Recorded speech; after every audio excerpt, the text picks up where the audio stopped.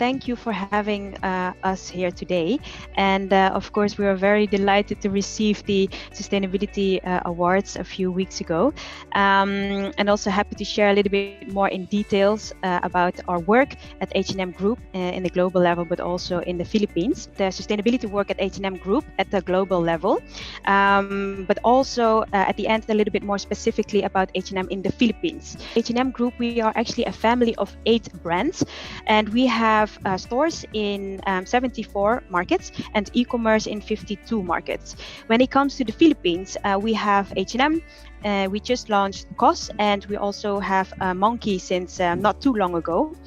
So very excited about these new brands in the Philippines as well.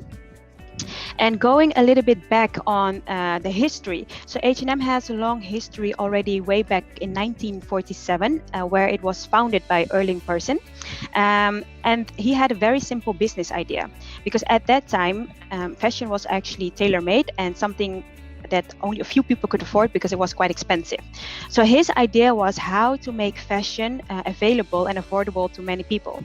So he started to produce in bigger numbers, to make his own designs and to cut out the middleman. And that enabled him actually to grow the business and also to make fashion more affordable and available to many more people. Now that we are many years later, more than 70 years later, the business idea is pretty much the same. There's only one difference. We don't only want to make fashion, but sustainable fashion, affordable and available to many people. And looking back, before we go into the sustainability work, of course, about the current situation, also the situation that we're still in, but that is impacting all of us, communities, businesses, governments, societies, all over the world. We are feeling the impacts and the challenges that we have now with the pandemic. Also, as a business, we were, of course, impacted by COVID-19 as well. So during 2020, we had to see how can we minimize the negative impact of the pandemic on the business, like the short-term action, direct action, but at the same time balance it out with the more long-term sustainability approach that we have. Some examples of how the pandemic has impacted the company is, of course, impact on the sales because the stores were closed for a certain period of time, but also impact in terms of our some of our sustainability actions. For instance, the garment collecting that has been on pause in a few markets, including the Philippines, and also other things as more stores needed to close or be refitted more than planned, and delays in store openings and so on. And our response to the pandemic, first of all, it was good to see that we had a very strong teamwork, which enabled us to put all of efforts together to come up with direct actions and to act quickly. So during the pandemic, the employee and customer health and safety was our priority. And we collaborated with the local relevant authorities in the markets to do so. And we continued and actually improved the monitoring of the health and safety provisions at the factory level. We stuck to our responsible purchasing practices, and we joined the International Labour Organization's call to action to find ways to protect and to support the supply workers. Moreover, already quite at the start of the pandemic, we started to donate the protective equipment, for instance, the surgical mask or the mask donations to markets as Spain and Italy, but also the aprons that we were donating in Sweden and the mask, for instance, in Indonesia. And again, the teamwork and the partnership were actually central to our approach, because without the close collaborations with all the stakeholders involved, and it was actually not possible to react quickly and to support everyone in need. How can we minimize the direct, or how can we minimize the impact of the pandemic? We have to balance it with, of course, finding ways to act quickly on what is happening now, but also at the same time find a way how we can recover in a more sustainable way. So more of a long-term approach. So that's why we've also formed a Green Recovery Alliance together with 180 policymakers, businesses and others to call on the European to prioritize a green recovery and to adopt a 2030 goal to cut carbon emissions by 55%. We signed the WWF's letter for fashion industry to build back better. And we signed a pledge with the Ellen MacArthur Foundation for a circular economy to achieve economic growth, restoring the planet and benefiting the society. So that is a few words about the current situation that we're still in with the pandemic. But today we will give a bit more highlights on the sustainability work from 2020, including the circularity updates, the updates when it comes to climate, when it comes to our social performance, and some words about our I&D, inclusion and diversity approach. The fashion industry has undergone a transformation during the past decade, from globalization to digitalization, and now we see a increased interest and awareness on sustainability. So our vision is now more valid than ever, and not only with the pandemic but also with all the political instability that is going on, we actually need to accelerate, and we see that our work is being accelerated on different fronts. So our vision to lead the change towards a circular and climate positive fashion industry while being a fair and equal company is still there, and even more so we are finding ways to speed up to get to our vision. And also our aim to decouple growth from natural resources and to move away from a linear model towards a circular model is more valid than ever. So we talk a lot about circular economy, and our goal is to become fully circular and climate positive. That means that we need to find a way to keep everything within the system, and how can we grow our business without actually making use of more resources. That is the only way then how we can actually decouple the two, growth and the natural resources. So we think that instead of a linear process or linear model, we need to go to a circular model. Again, this actually means that we need to keep everything within the system, within the loop. So how can we actually take resources, make use of it, and then reuse it again without anything going to waste? And this means that we need to be circular throughout the whole value chain, throughout different steps in the whole value chain. We actually in 2020 we were exploring ways, and we launched new ways and how we can grow the business in different channels. For example, we launched Threadler. Threadler is a new business-to-business service that is offering other businesses access to our supply chain. So what we do here is that we would like others to benefit from our investments in sustainable production, sourcing, and logistics as well, to increase the demand for sustainable production, for instance. Other examples are the Singular Society, which is a subscription-based business where we offer customers high-quality products at the price they cost to make. So here we want and we aim actually to build long-term relationships with our customers in this way, and at the same time offer them high-quality products. Itza Park, which was also piloted last year in Germany. This is a new digital marketplace for a sustainable lifestyle. So actually this is a marketplace online where services and products, sustainable services and products, are actually coming together, making it easier for customers to make more sustainable choices. And more. Actually, we had a groundbreaking technology in 2020. H&M Foundation collaborated together with HK Rita to come up with this green machine. I'm not sure if you have heard of it, but what it is actually the first in its kind technology where we were able to recycle garments to a new piece of garments from mixed fibers.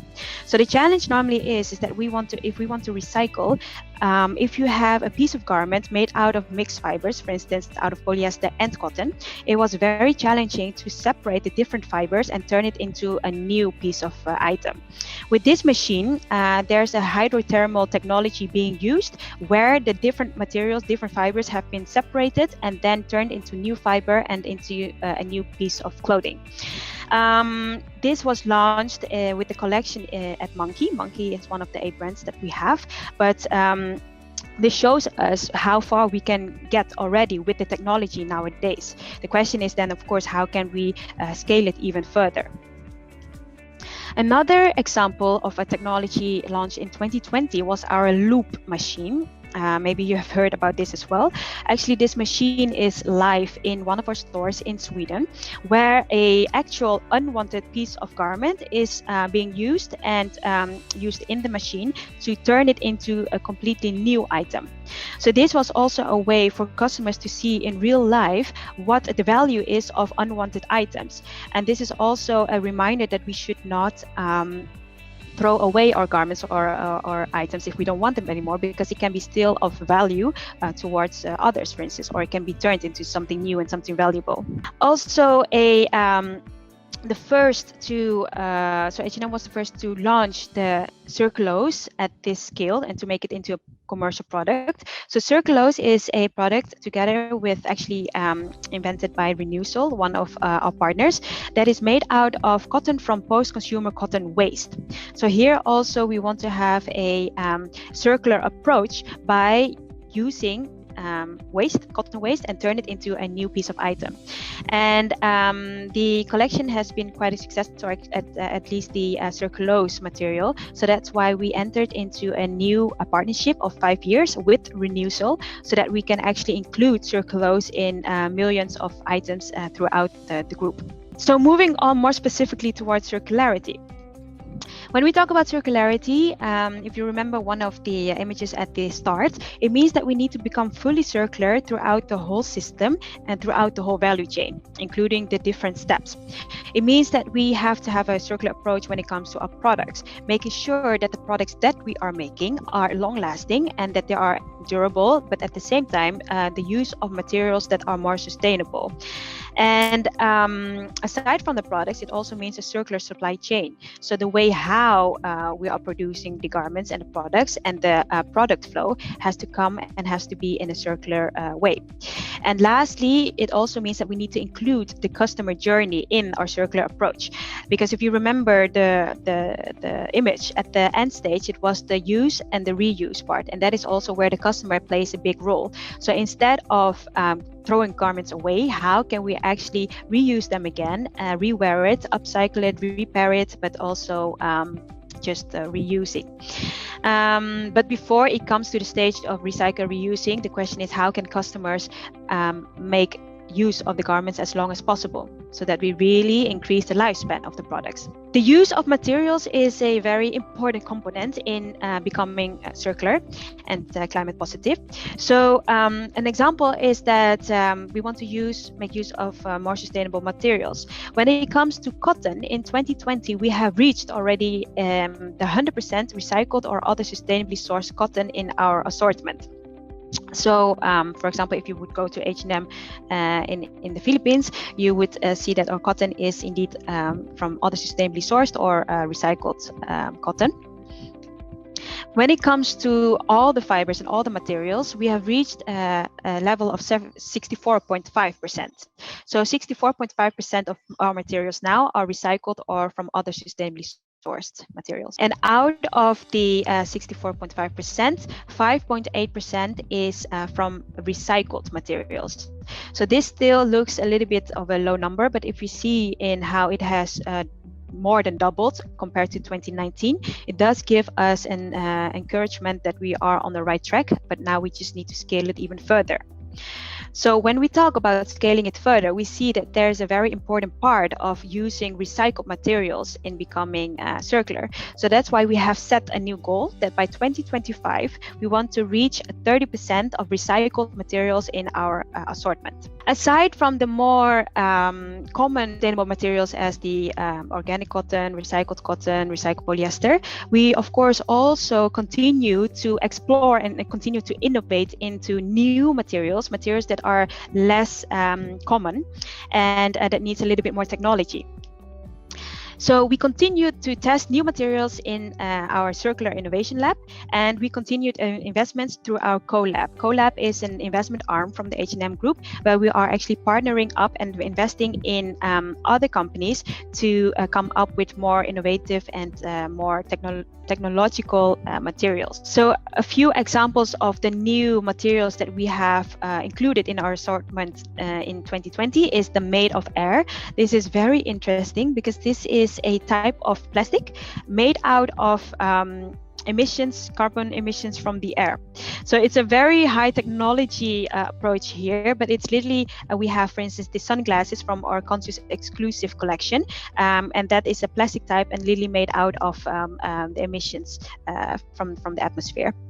We have Naya Renew. Naya Renew is also a recycled polyester type made out of waste, polyester waste. TextLoop is a recycled cotton made from cotton waste as well. AgraLoop biofiber, also very interesting. It's a fiber made out of food crop waste. More specifically, it's made out of hemp seed oil waste, which is turned into a new fiber and being used for clothing. And lastly, Renew polyester is also a type of recycled polyester from plastic waste. Moreover, if we talk about how to increase the lifespan of the garments, how can we ensure more the durability of the products, how can we reuse and recycle as much as possible? We also we have looked already into different ways to grow the business, but we have further expanded that in 2020. So, for example, the H&M rental options, it was already available in Stockholm, but now we have continue to enable this also in Germany. For example, the conscious dresses or the more elegant dresses are now for rent in some stores in Stockholm and in Berlin. The goal here is that, again, to make the lifespan of the garments as long as possible for use and reuse. Arket, one of our 8 brands, has launched actually a clothes rental service for kids in 19 markets, and this actually makes very much sense as well, because we know how fast kids outgrow their garments. So instead of buying and not using it anymore, with this rental method, other kids can actually make use of the garments so that it increases the durability or actually increases the lifespan of the products. And then we have Selfie, which is further expanded to Germany. This is the second-hand platform, online platform, and COS is also reselling pre-owned COS items on the platform, the resale platform, together with Reflaunt. And another brand of ours, A-Found, this concept is already sustainable in the whole approach or idea, because this is making use of items from unsold H&M Group clothing, but also unsold and pre-owned items from other brands. So this is creating, again, demand for the items that normally would not have been used, and now we can actually make use of it again via the A-Found method, where we actually have a collection of pre-owned or unsold garments from our own group, but also from other brands. And we saw already an increase of 216% between November 2019 and September 2020. Moving on to climate. So climate remains one of the most urgent challenges that we face nowadays, with its impact already being felt directly in some areas, including our own region. So we also know that we need to take immediate action, coordinated action altogether. Otherwise, the global communities, environment, businesses, societies, we will all continue to will damage significantly. So we have set very ambitious goals when it comes to the climate. As such, the goal is to become climate positive by 2040 throughout our entire value chain. So here it means, again, throughout the whole system and not only in our own operations. And climate positive means that we actually need to remove more emissions than that the industry is emitting, or that the value chain is emitting. There are different ways how we can handle this, or how we can tackle this challenge. So in order to become climate positive, we first of all need to reduce the energy consumption or reduce the emissions, but at the same time we need to see how we can replace the energy with more renewable sources. And also, aside from being more energy efficient, making use of renewables, also find the circular approach so that everything will be kept in the system. And lastly, we need to remove the carbon emissions, either from natural or technological carbon sinks. A few of the data from 2020. So what we saw is that there was a reduction in the energy consumption. We saw an overall reduction of 17%, but this also we need to bear in mind that stores were closed for a period of time, so that would also have some influence on here. But nevertheless, we saw a reduction in the energy consumption, but also the reduction in the emissions, both from transport and air freight. When it comes to the water, we have set already very clear KPIs when it comes to water. We have a whole water roadmap and a strategy on how we want to tackle this issue. But first of all, yes, generally we need to see how we can reduce the water consumption, how we can make use of more recycled water, and making sure that when the water is not being recycled, it has been cleaned, or at least cleaned in a way that it can be returned back in the land in a more safe way. So in 2020, we had a reduction of water usage of 8.5%, and the goal is to have a reduction of 25% by 2022. And on the bottom line, we see that the water recycled, so the amount of water being recycled in our production, has increased up to 17.6%, which is already above our target that we have set for 22. And moving on to packaging. So when we talk about circularity, again, this means throughout the whole value chain, not only about the clothing, the commercial goods that we're having, but also the non-commercial goods, including the packaging, for instance.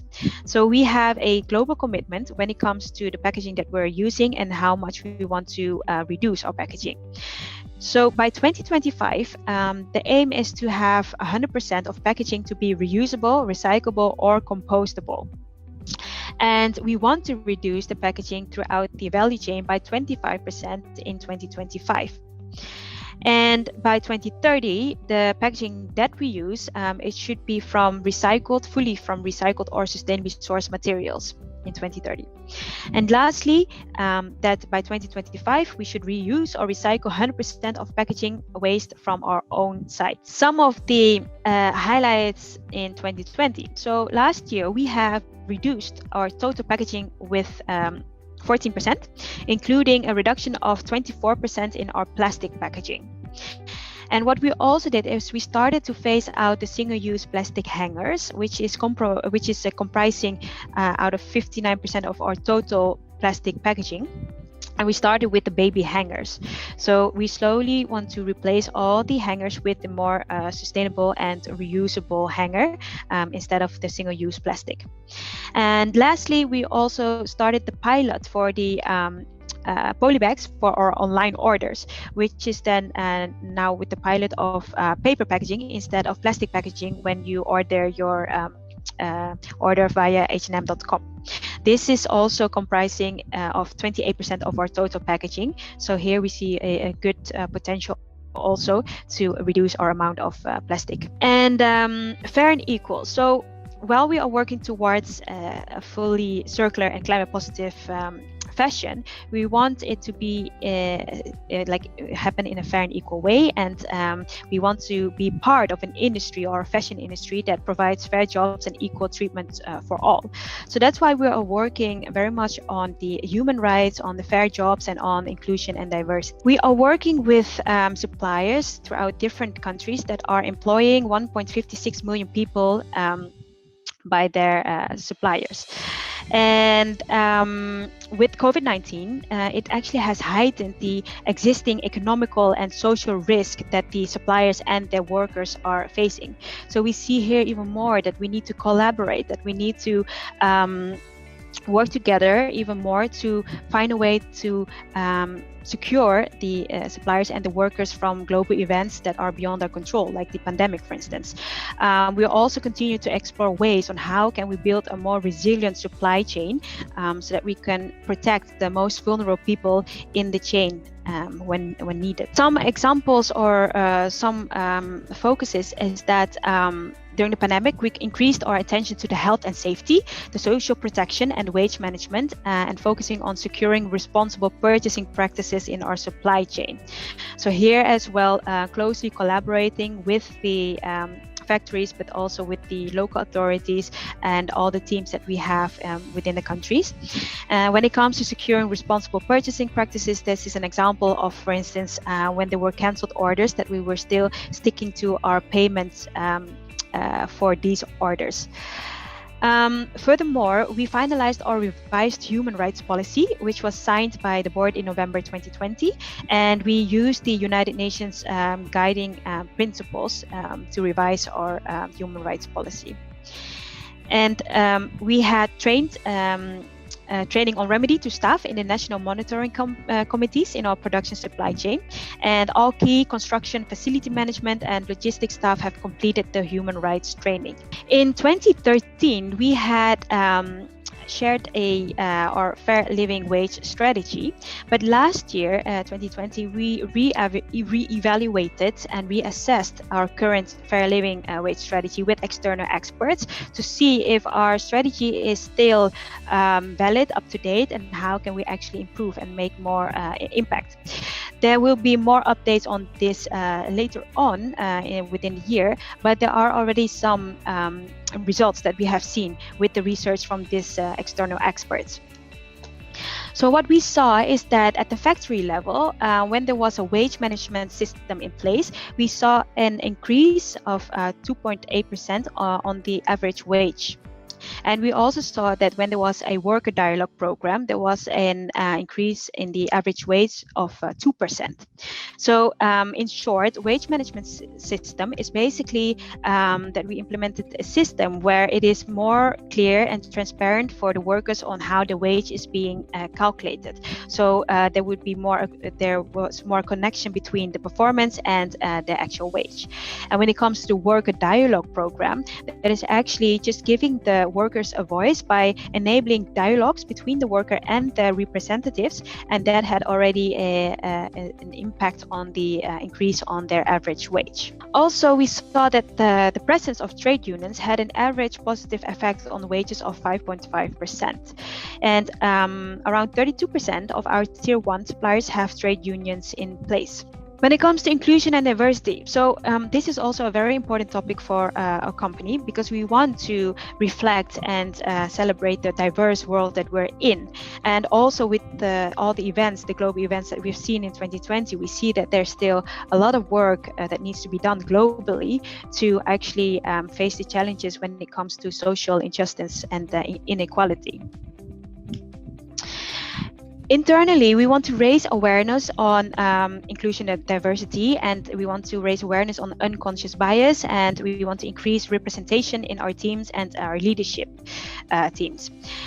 So when it comes to the representation of females, last year we saw that 74% of H&M Group employees were female, and 71% of management positions were filled by female employees.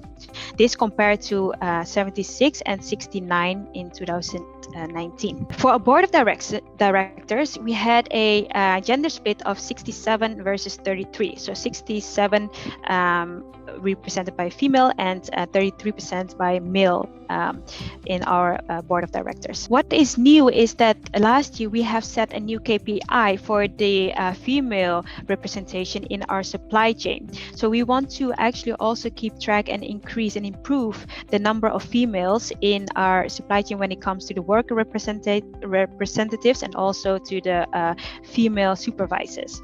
So last year we saw that 63% of workers, 24% of supervisors and 59% of worker representatives in our tier 1 production supply chain were female or are female. And we want to make sure that this number is also increased when it comes to the supervisors and the representatives. So that was overall about H&M Group and more at the global level, and capturing different aspects when it comes to circularity, climate positive, fair and equal, inclusive and diversity. Some few words about the Philippines more specifically, because we have set again very ambitious goals and targets, and we are continue to accelerate our journey. But when it comes to the local market, the question is how can we actually translate or global strategy into the local market and being local relevant and understanding what is needed in the markets that we're in. So a few examples of our sustainability work at H&M Philippines. Remember when we were talking about the more sustainable materials? This is of course also available in our stores that we have in the Philippines. One way to easily recognize them is, for instance, with this green hang tag. So if you are in store, you could see in quite a lot of our products throughout different concepts that we have this green hang tag with more sustainably sourced materials. But also our organic or cotton that I mentioned before is also in the Philippines made of recycled, organic, or other sustainably sourced cotton. And very nice also to highlight is when we talked about the more innovative materials. Remember the more technological, innovative, not so conventional materials. One of them that we have launched actually in 2019, the Piñatex, leather made out of pineapple waste. That one is actually it was sourced in the Philippines. So this jacket, for instance, is made out of vegan leather from pineapple waste. Other things that we have is we have a good focus on our communication towards kids, also because in our kids collection the cotton that is used are from organic or recycled or sustainably sourced materials. The garment collecting that we had since 2014, which is now on pause, but the idea here is, again, as mentioned before, how can we prolong the use of the garments instead of throwing it away, reuse, recycle, upcycle, and so on. And the Let's Reuse, this is quite new, launched in September 2020, because when it comes to circularity, it also means that we need to see how we handle waste and how we reduce our waste. For instance, the packaging that I mentioned before. So in the Philippines, we wanted to lead this movement by having a small charge for the paper bags that we have in our stores to encourage customers to make use of a reusable bag instead. So with this charge, we hope that more and more customers opt out for a paper bag and bring their own reusable bag. And at the same time, when customers do buy a paper bag, all the proceeds are being donated to Waste for Water Philippines to provide clean water for communities in need in the Philippines. Also, we had the Bottle to Fashion. Maybe this video works now here. Basically, it's just to give you a little bit of a snapshot of this Bottle to Fashion that we had earlier this year in the Philippines as well. So this is literally the collection made out of plastic bottles waste. So normally plastic bottles that have been thrown away, it's been turned into garments. And this was an extra campaign in the Philippines that we used actually a very cute local pictures to resonate a little bit more with our customers in the Philippines. Other things, of course, we did collaborations where we did beach cleanups just to raise more awareness about how to handle waste. We also had a exhibition where we had where we used recycled fish nets into an installation. This was with the launch of one of our conscious exclusive collections where we had materials from recycled nylon. What else? The Life Project for Youth, which is still ongoing. So this is where we want to include more people into our teams and into our business. So we are working together with Life Project for Youth to see how we can actually include youth from more underprivileged poor families and have them being part of just a business in terms of an exposure day or seeing how they can be part of an immersion program that we have. Other things are, for instance, the emergency relief, especially last year when there was this typhoon again. We had support from H&M Foundation to support actually our local communities with the donations in terms of emergency relief. And more that is happening also in our stores and that we do continuously, but these are some of the examples of how it is being translated at the local level. So So a lot of things having said, just a few words again here is that, so we are in a way in a journey to transform fashion into a circular and climate positive one. We have reached quite good milestones and achievements, but at the same time we know that we're not there yet. So we still have a long way to go, and we will continue to work and put sustainability at the heart and putting it part of everything that we do. And some of the things that we still need to explore or will continue to explore is, of course, the different business models that we were talking about, different materials and more sustainable materials, how to increase that, the transparency in what we're doing, not only at the supply chain part, but also in the materials that we're using.